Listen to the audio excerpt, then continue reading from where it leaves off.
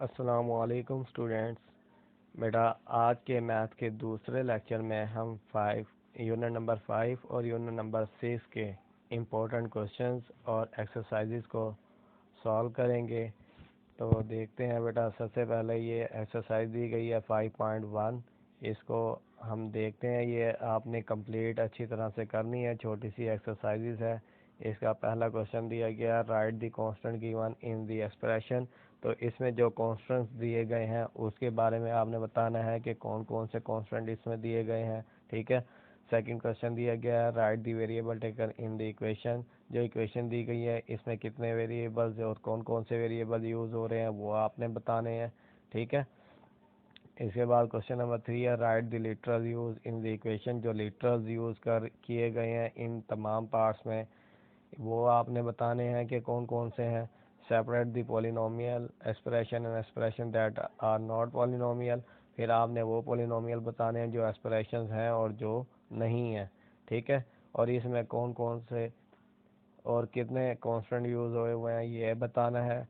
और right the degree of the polynomial, इसमें degree बतानी है, जो हाईएस्ट पावर होगी वो बतानी है। और फिर separate polynomials in linear quadratic, cubic और बाई क्वाड्रेटिक। बेटा इनको जो है हमने अलग करके राइट करना है। तो ये 5.1 देखते हैं। तो एक्सरसाइज 5.1 का सलूशन है। पहला क्वेश्चन दिया गया था, right the constant given in the expression, कि इसमें जो है कौन से कांस्टेंट यूज़ किए गए हैं। बेटा ये वाला क्वेश्चन दो तरीके से बनता है। यहाँ पर राइट द कांस्टेंट्स लिखा हुआ है, इस तरह से भी आप कर सकते हैं। या फिर इसमें सिर्फ जो एक कांस्टेंट टर्म यूज़ हो रही है, कांस्टेंट टर्म वाला भी आप यूज़ बता सकते हैं। ठीक है। अगर कांस्टेंट लिखा होगा तो फिर आपने जितने भी कांस्टेंट यूज़ हो रहे हैं वो बताने हैं इसमें। और अगर कांस्टेंट टर्म लिखा हुआ है तो फिर आप सिर्फ इस वाली कांस्टेंट टर्म का आंसर बताएंगे। ठीक है बेटा। तो ये क्वेश्चन दिया गया है, इसमें अब आपने कांस्टेंट्स बताने हैं। तो इसमें 3 और 4 ये दो कांस्टेंट यूज़ हुए हुए हैं, तो ये यहाँ पर राइट कर दिए हैं। ठीक है बेटा। तो इसके बाद जो है फिर नेक्स्ट देखें। नेक्स्ट ये दिया गया है, इसमें कांस्टेंट्स का पूछा है कि इसमें कौन कौन से कांस्टेंट्स यूज़ हो रहे हैं। तो इसमें ये तमाम कांस्टेंट्स यूज़ हो रहे हैं, ये आप बताएंगे। और फिर इसमें जो है ये वाले कांस्टेंट्स और ये वाले कांस्टेंट्स बेटा हम रियल नंबर्स को बोलते हैं। ठीक है। तो वो बताने हैं। अगर कांस्टेंट टर्म पूछे तो फिर आप यहाँ पर कांस्टेंट टर्म राइट करेंगे। ठीक है ना, इस तरह से कांस्टेंट टर्म्स, कांस्टेंट आपने कंप्लीट लिखना है। ठीक है बेटा। इसके आगे इक्वल का साइन लगाकर फिर आप ये वाली टर्म लिख देंगे कि 4। इसमें जो कांस्टेंट टर्म यूज़ हो रही है वो जस्ट 4 है। और फिर इसमें कांस्टेंट टर्म कौन सी यूज़ हो रही है, जस्ट -1 यूज़ हो रही है कांस्टेंट टर्म। और इसमें बेटा कांस्टेंट टर्म नहीं दी हुई तो इसमें 0 आ जाएगा। और इसमें -8 है तो इसमें फिर -8 कांस्टेंट टर्म आप राइट कर देंगे। ठीक है। उसके बाद क्वेश्चन नंबर 2 दिया गया है, इसमें अब आपने वेरिएबल्स बताने हैं। ठीक है। तो इसमें अब आपने बताने हैं कि कितने वेरिएबल्स दिए गए हैं। इसमें जो है सिर्फ एक ही वेरिएबल x यूज़ हो रहा है, तो x इज़ अ वेरिएबल। इस वाले इक्वेशन में सिर्फ x वेरिएबल है, तो ये इसका आंसर है। ठीक है। फिर इसमें आपने बताने हैं कौन कौन से वेरिएबल्स हैं। तो इसमें दो वेरिएबल्स हैं, x और y। तो यहाँ पर फिर आप राइट कर देंगे x and y are use in this. ठीक है। y and x are variable जो इसमें यूज़ हो रहे हैं। ठीक है बेटा, ये इसका आंसर है। यहाँ पर इस वाले क्वेश्चन का ये आंसर दिया गया। ठीक है। और इस वाले कांस्टेंट में एक ही वेरिएबल x यूज़ हो रहा है, यहाँ पर भी x है, यहाँ पर भी x है। तो इसका आंसर आ जाएगा x इज़ वेरिएबल। ठीक है। इसमें y यूज़ हो रहा है तो यहाँ पर आप लिख देंगे y इज़ वेरिएबल। ठीक है बेटा, ये इसके आंसर्स हैं। फिर क्वेश्चन नंबर 3, इसमें आपने बताना है कि लिटरल कौन कौन से यूज़ हो रहे हैं। तो आपने लिटरल्स की हेडिंग देनी है। और फिर लिटरल्स ए, बी और ये सी, ये 3 लिटरल्स यूज़ हो रहे हैं, ये राइट कर देंगे। फिर क्वेश्चन नंबर 2 ये दिया गया है, इसमें बेटा सी और डी ये 2 लिटरल्स यूज़ हो रहे हैं, तो ये सी एंड डी 2 लिटरल्स राइट कर दिए। क्लियर हो गया। और फिर ये थर्ड, इसमें ये वाला और ये वाला ये 2 लिटरल्स यूज़ हो रहे हैं, बी और डी। तो ये बी और डी लिटरल्स आ गए।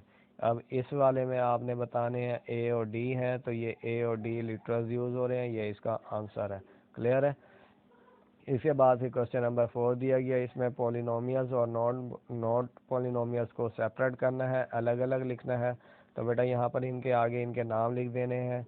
तो ये वाला पॉलिनोमियल है पहला, तो इसका आंसर पॉलिनोमियल आ जाएगा। दूसरा भी पॉलिनोमियल है और तीसरा नॉट पॉलिनोमियल है, तो तीसरा पॉलिनोमियल नहीं आएगा। ये पॉलिनोमियल क्यों नहीं है? क्योंकि इसी पावर में माइनस आ गया, ठीक है ना। जिसकी पावर माइनस में होगी या फिर इस तरह से 1/2 इस वाली फॉर्म में होगी पावर, या फिर पॉइंट में होगी, तो वो पॉलिनोमियल्स नहीं होते, ठीक है ना। तो ये नॉट पॉलिनोमियल है। अब ये वाला बेटा नॉट पॉलिनोमियल है, क्लियर है। और ये वाला इसमें एक्स की पावर 3 दी हुई है, फिर एक्स की पावर 2 है, वाई की पावर +1 है, सब की पावर प्लस में है। तो ये क्या है? पॉलिनोमियल है। और ये भी पॉलिनोमियल है, ठीक है बेटा। इसके बाद फिर आपने कॉन्स्टेंट्स बताने हैं कि इसमें कौन कौन से कॉन्स्टेंट्स यूज़ हो रहे हैं। तो कॉन्स्टेंट्स आर 5, 6 एंड 3, ये 3 कॉन्स्टेंट्स यूज़ हो रहे हैं, तो ये राइट कर दिए। इसी तरह से बेटा इसमें बताने हैं कौन कौन से कॉन्स्टेंट्स यूज़ हो रहे हैं। 5, 3 एंड 2 ये कॉन्स्टेंट्स यूज़ हो रहे हैं, और फिर इस तरह से ये तमाम कॉन्स्टेंट्स आप राइट कर देंगे। और फिर क्वेश्चन नंबर 6 में हाईएस्ट डिग्री बतानी है। तो हाईएस्ट डिग्री यहाँ पर आपके पास इसकी हाईएस्ट पावर 1 है, तो इसकी डिग्री 1 आ जाएगी। इसमें बेटा हाईएस्ट पावर 2 है, तो इसकी डिग्री 2 आ जाएगी, क्लियर है। इसी तरह से ये तमाम क्वेश्चंस आप सॉल्व कर लेंगे।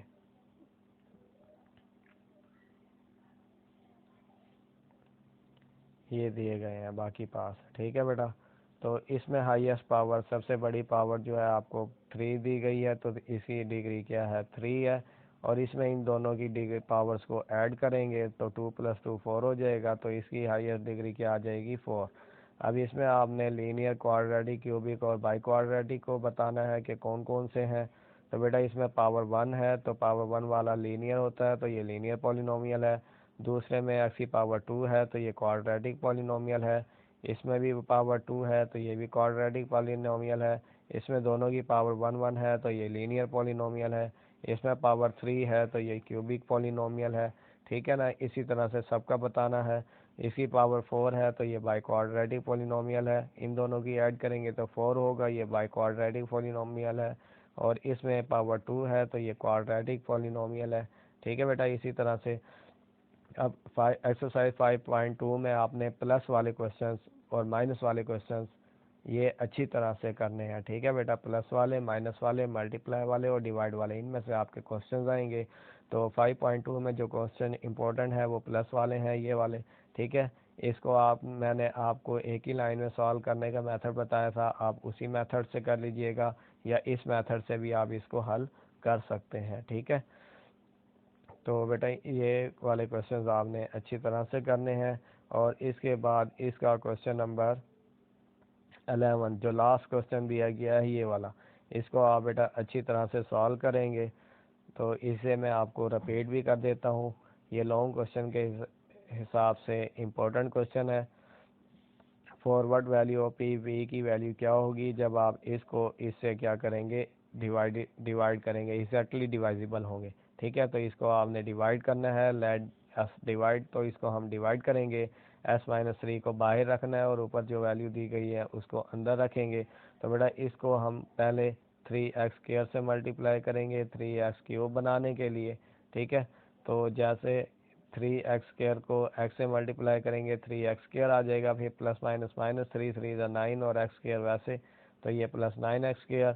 जब माइनस करेंगे तो इनके साइन चेंज हो जाएंगे, ये प्लस माइनस वाले कट गए। अब ये माइनस का है, ये प्लस का है, बड़ी वैल्यू प्लस में है, तो 9 - 7 2 आ जाएगा, तो 2x² इसका आंसर, ये वाली वैल्यू वैसे आ जाएगी। और यहाँ पर आप +p भी राइट कर सकते हैं, ये आपकी मर्जी है, ठीक है ना। तो बेटा अब इसको किससे मल्टीप्लाई करेंगे? 2x² बने, तो ये 2 और x से मल्टीप्लाई होगा। प्लस में चाहिए तो +2x से मल्टीप्लाई करेंगे, तो ये +2x² आ जाएगा। और इसको जब इसे करेंगे तो -6x, ठीक है। और जब इन्हें माइनस करेंगे तो प्लस की जगह पर ये माइनस वाले साइन के साइन चेंज हो जाएंगे, प्लस की जगह पर माइनस और माइनस की जगह पर प्लस, ये दोनों कटेंगे। तो इन दोनों को माइनस करेंगे तो -9 -3x आ जाएगा। और ये वाला p ये नीचे उतार दिया यहाँ पर, ठीक है। तो अब इसको किससे मल्टीप्लाई करें? x - 3 को, क्या आपके पास ये बने, तो -3 से जब मल्टीप्लाई करेंगे तो -3x और -3 जब -3 से मल्टीप्लाई होगा तो ये +9 आ जाएगा। ठीक है बेटा, और जब इन्हें माइनस करेंगे तो साइन चेंज होंगे, ये माइनस वाला प्लस में चेंज होगा तो ये कट जाएगा। ठीक है, यहाँ पर p -9 बचेगा, तो आप रिमाइंडर यहाँ पर लिख देंगे p -9 और रिमाइंडर मस्ट बी 0, तो रिमाइंडर जो है वो 0 के इक्वल होगा। p -9 इक्वल आ जाएगा 0 के, -9 इस साइड आएगा तो p की वैल्यू आपके पास आ जाएगी। ठीक है, इसी तरह से बेटा अभी ये रिव्यू एक्सरसाइज का क्वेश्चन नंबर 4 है। रिव्यू एक्सरसाइज में आपने इसके प्लस और माइनस वाले दोनों क्वेश्चंस अच्छी तरह से करने हैं। ठीक है, और मल्टीप्लाई और डिवाइड वाले भी। तो बेटा इनके दरमियान में माइनस का साइन है, तो पहले इनकी ब्रैकेट्स को आपने ख़त्म करना है। इसकी ब्रैकेट ख़त्म करेंगे ये वैसे आ जाएंगे, जब इसकी ब्रैकेट ख़त्म करेंगे तो साइन चेंज हो जाएंगे। ये minus plus -5x² minus minus +3y² minus minus +6z² आ जाएगा। ठीक है, तो अब इसमें जो सेम है ये सेम है x² वाला, इन दोनों को सॉल्व करेंगे, साथ लिख लेंगे। फिर 5y² +3y² को साथ लिख लेंगे इस तरह से, और फिर ये -3z और +6z इन दोनों को साथ लिख लेंगे। ठीक है, तो अब सेम वाले के साथ इन दोनों को सेम साइन है तो ऐड होंगे, 5 + 2 7 हो जाएगा और साइन माइनस सेम ही रहेगा। ठीक है बेटा, इन दोनों के सेम साइन है तो ये भी ऐड होंगे, तो ये 8y² बन जाएगा, और इनके डिफरेंट साइन है तो ये माइनस होंगे और बड़ी वैल्यू का साइन आएगा। प्लस है बड़ी वैल्यू के साथ तो ये प्लस आ जाएगा यहाँ पर, और 6 से जब 3 को माइनस करेंगे तो 3z², ये इसका आंसर आ जाएगा। इसी तरह से इसको सॉल्व करना है, इसे सॉल्व करेंगे तो इसका भी आंसर इसी तरह से आ जाएगा। क्लियर है, और इन्हें मल्टीप्लाई करना है। मल्टीप्लाई वाला यहाँ पर डिफरेंट मेथड दिया हुआ है, तो आपने वो वाला मेथड करना है जो इससे मैंने आपको करवाया था। ठीक है, तो इसे मल्टीप्लाई करेंगे 3 ये पहले इस पूरे से मल्टीप्लाई होगा। ठीक है बेटा, तो ये देखें इस 3 ए को इससे पूरे से मल्टीप्लाई करेंगे इस तरह, फिर +2 भी ये आ गया और ये इसे पूरे से मल्टीप्लाई होगा। जब इन्हें मल्टीप्लाई करेंगे 3 4 द 12, ठीक है बेटा 3 4 द 12 आ जाएगा, और ए जब a² से मल्टीप्लाई होगा तो a की पावर 3 आ जाएगी। ठीक हो गया, इसी तरह से बेटा ये वाला क्वेश्चन आपने अच्छी तरह से तैयार कर लेना है।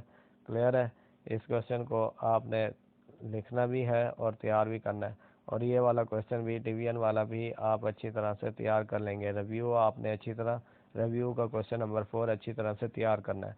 इसके बाद बेटा 6.1 मोस्ट इम्पोर्टेंट है, और 6.1 से आपके ज़्यादा क्वेश्चन पेपर में आएंगे।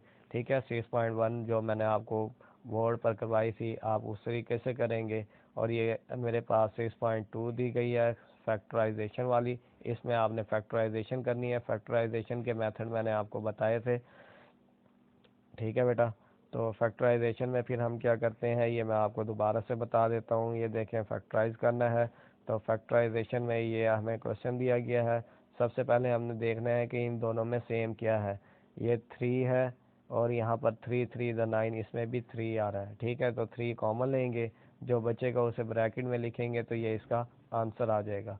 इन दोनों में से कॉमन बेटा आपके पास क्या आएगा, फिर आपने ये देखना है दोनों में सेम क्या है। एक्स को बाहर लिखेंगे और बाकी वाई और जेड ब्रैकेट में आएंगे इस तरह से, तो ये इसकी फैक्टराइजेशन हो गई, ये इसका आंसर है। ये तमाम एक्सरसाइज इसी तरह से होगी, फिर इन दोनों में सेम देखना है। ठीक है, तो इसमें जो सेम आएगा वो राइट कर देंगे।